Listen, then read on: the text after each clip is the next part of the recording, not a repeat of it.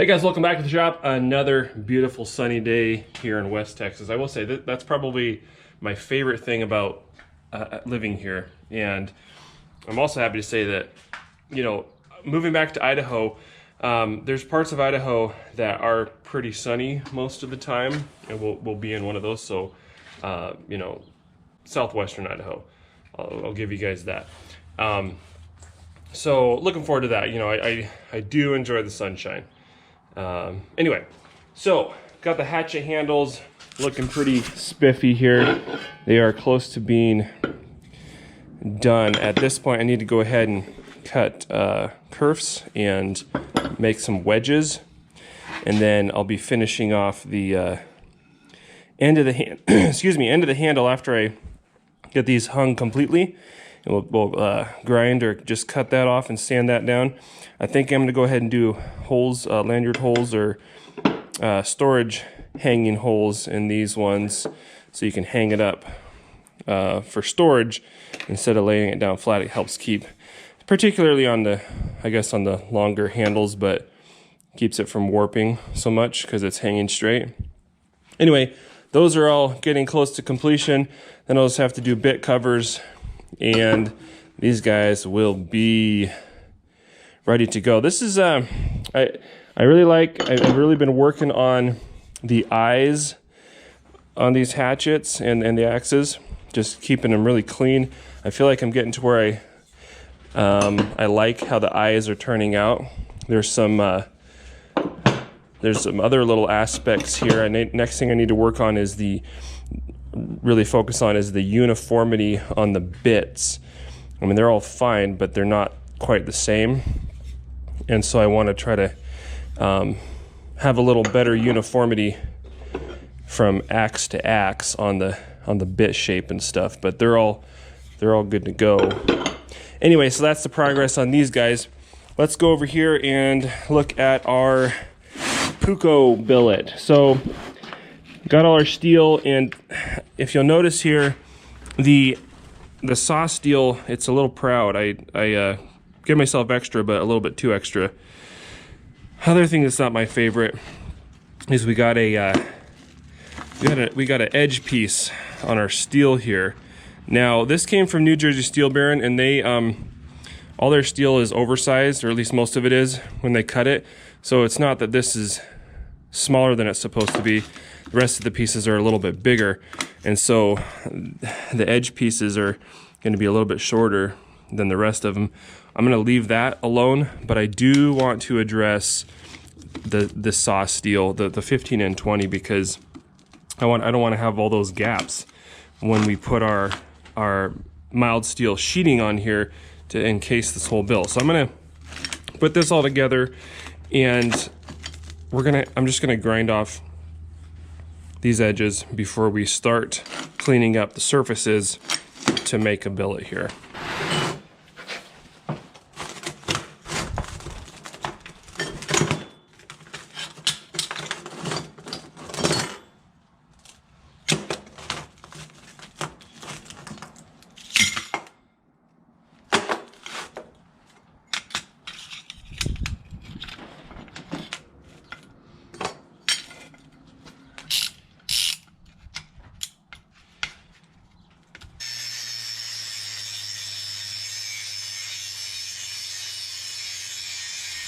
Okay, so that'll give us less gaps overall in here.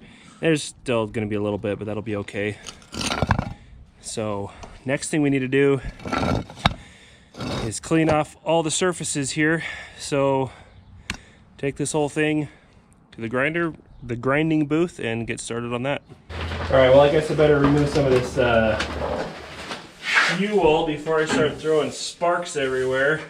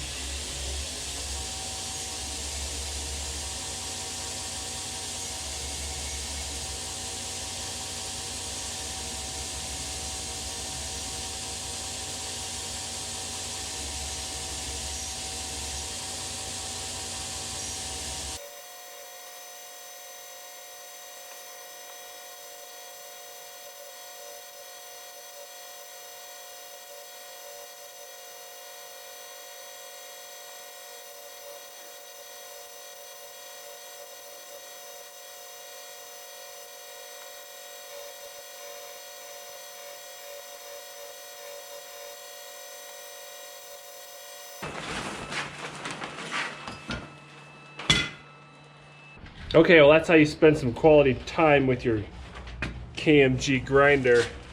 Very laborious, but I really want to pay attention to the details. This is just how I like to do things, because any kind of little, you know, bit of rust or pitting or junk mill scale on this steel, you know, can result in an inferior quality billet, you know, a little inclusion or something like that. So just, you know, all these little details that you put together show up in the final product. So all that time spent cleaning each surface on the grinding belt, and then, you know, spray it down with WD-40 to make sure that there's zero chance of any kind of oxide forming. I mean, it's dry out here, but you know, just very, very particular about it. So I'm going to go back and wipe off every surface and restack the whole thing. But before I do that, I'm going to go ahead and cut out our pieces of mild steel to create our can or our jacket for this whole billet, so that we can move right into welding that all, sealing that all up with the arc welder.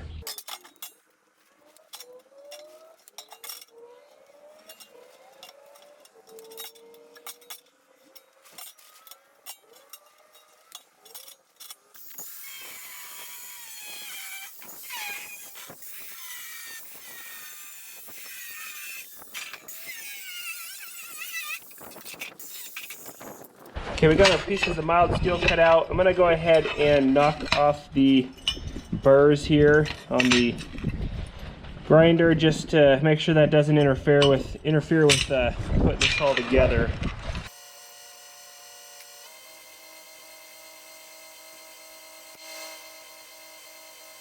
Okay, we've got our steel for the can ready to go. Gonna completely encase it.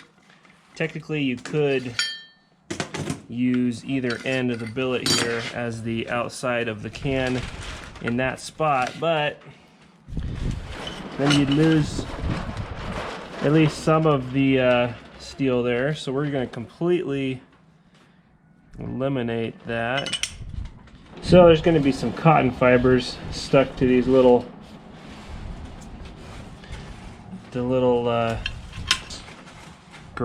ground surface. You know, it's a little bit rough. Grab those cotton fibers. So I guess that's some organic material for additional carbon deposit. We'll call it that. How about that? And then if your cotton is like organic, you can start calling it organic steel or something. Anyways, this is also slow and laborious, but again, every little step here adds up to the final picture. So I was debating whether or not to start talking about the price. I was thinking about a price, how much are these going to be, and I decided to go ahead and talk about it early on here. And that way there won't be any surprises moving forward, and everybody who wants a knife can get one and all that kind of stuff. So based on how I am pricing my knives now, the value at which they now sit, based on the time input to this project here, to each knife. Sorry about the wind blowing this plastic around here. Anyway, with the material cost, the time input, everything like that, these knives are going to be $600. And there'll be a 200 layer pattern welded Damascus steel blade, high carbon steel. And that's what I would sell them for. That's what they are. That's what they're worth. So that'll be the price on them, and that includes shipping as well in the U.S., along with everything else I just mentioned. So that's what we're gonna do. And I know some people will find that too high, and others will say it's not high enough, but that's my price, and I know I will be able to sell them all for that price. So there's that. That way we don't have to wonder about it. But here's the other great thing too, is as this series progresses, everybody who's interested in it is able to plan for it, you know, plan for this, for the drop on these, and you won't, you know, you're not going to have to guess when that is, because you're going to be able to watch it happen. Okay, so we've got everything ready to put together. However, when I put these pieces on the end here, I don't want this to weld to our 52-100. So to make sure that doesn't... Okay, I've got my stainless steel foil sandwiched in between my mild steel jacket or can and the 15 and 20 on each end. And I just need to trim this down just a hair so it fits right there. Okay, look at that. Coming together nicely. This is a lot of prep work, but it'll give us the ability to get really nice, clean forge welds.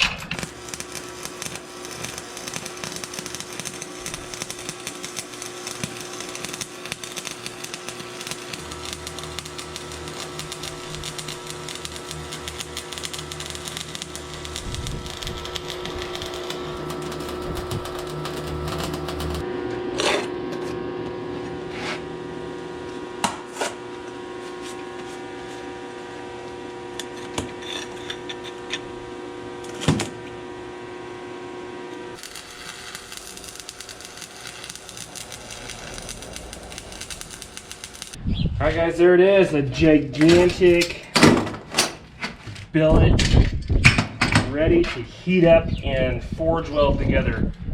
All this work, it's been like a whole day's work over a couple of days, but like a full day's work almost, just to get to this point here. And that is an impressive piece of steel. 35 layers as it sits right now. One of the advantages to starting with a higher layer count, and if we had thinner pieces it would be even higher, but I like how it is right like this. But we're only going to have to do like 2 more forge welding processes, and I'll only have to cut it up into 2 or 3 pieces each of those times to get our layer count, if I'm figuring that correctly. So that means less surface prep on the preceding, or excuse me, the following forge welding processes, so that'll be handy. So let's get this thing in the forge.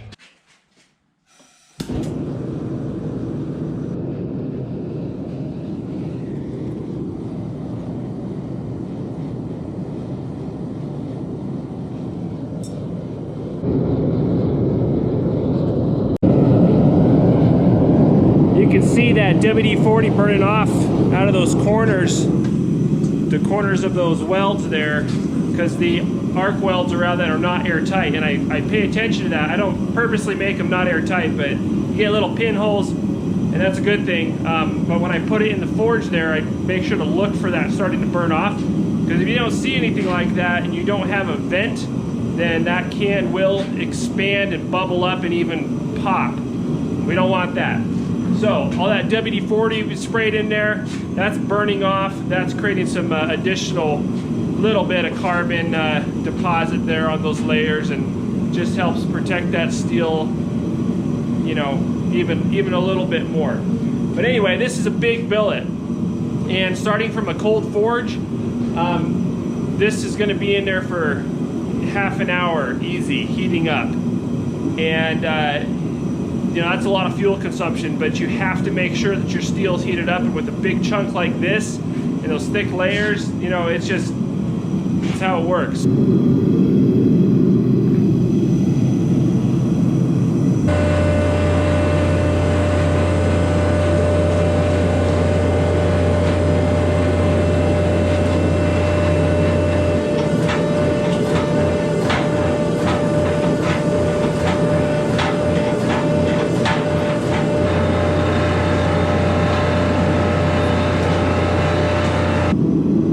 messed up. I did not flip that billet and let it continue to heat up. I don't know if you can see that, but the center of that billet on the bottom side was still shadowy. It was not hot enough. That's been in there for 20 minutes at least, and that's not long enough. So we're good though, because we've got that jacket all over the whole thing, so we don't have to worry about atmosphere or anything like that. But it definitely needs heated up more, and we'll come back with multiple more passes, you know, and get that welded together, that forge welded together. But anyway, that's just going to show you. I've got this forge running at 15 psi, and it's been in there for a good 20 minutes. And the top of it looks hot enough, but even just underneath there, it was not fully heated up. So big chunk of steel, a lot of heat, time to get it up to where it needs to be.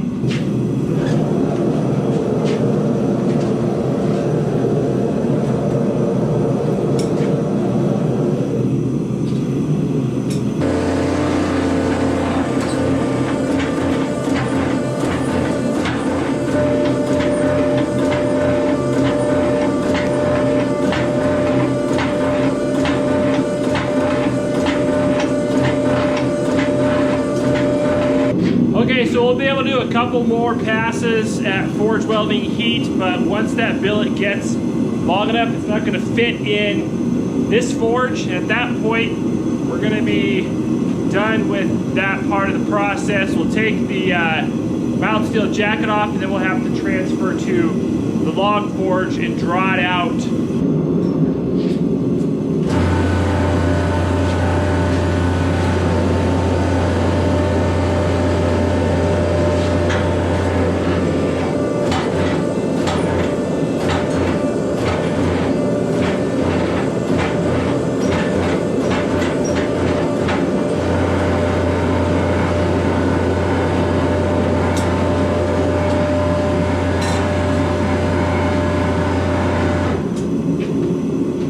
All right, there it is, guys. This massive pattern welded steel billet, still super hot.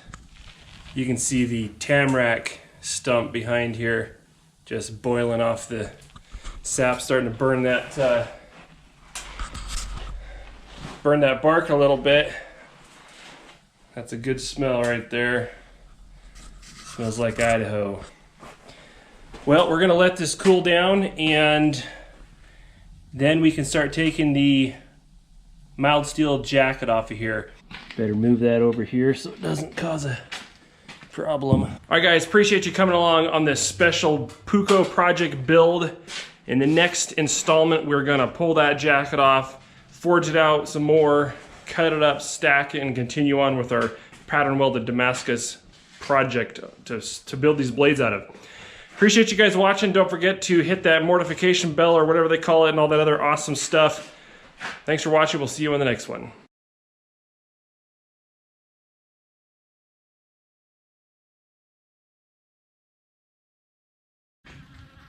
Is that a bee or is that a Chinese spy drone?